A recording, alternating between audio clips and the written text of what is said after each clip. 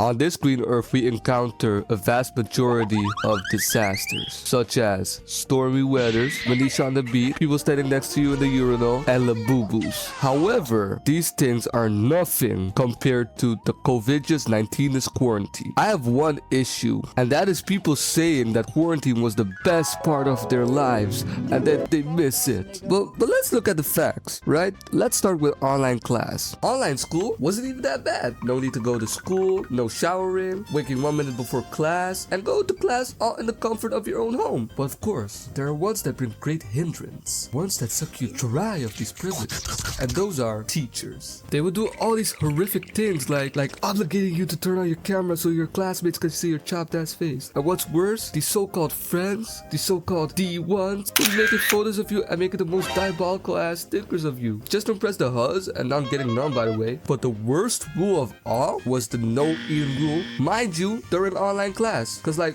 fuck you mean? It's my house, Miss Teacher. I can do what I want. I know my girth. The only peak advantage we had with online class was the window of opportunity presented to us to cheat on tests. Because who could actually blame us? Nobody was paying attention to these classes. We were either gaming, binging, booting, or scrolling on TikTok. During quarantine, our devices were predominant mouse tools for communication with the outside world, especially our phones. I used mine to call people on Snapchat and play minigames on that. And to this day, I still don't understand why they removed it. People were also playing games like Fortnite, Roblox, Rocket League, GTA, which are respectively good games in their time. What I never understood was the quarantine hype of Animal Crossing. I mean, was it actually fun? I honestly will never know, because the only thing I know about Animal Crossing is that one video that I know everybody saw. But the holy grail of quarantine gaming was definitely Fall Guys, where the hype only lasts like 1 to 2 months. So I guess you could say Fall Guys is more like Fell Off Guys. And let's not forget the king of quarantine gaming, and I think everybody here could agree with me on this, was Among Us. I mean, with the amount of memes we had about it and the amount of people who were playing this game, I think it owes its rightful place in the Quarantine Hall of Fame. One of the main aspects of pandemic IRL were mouth masks. And let me start this with some praise. This thing absolutely saved me during interactions with other people, due to the fact that my teeth looked like a complicated game of Tetris.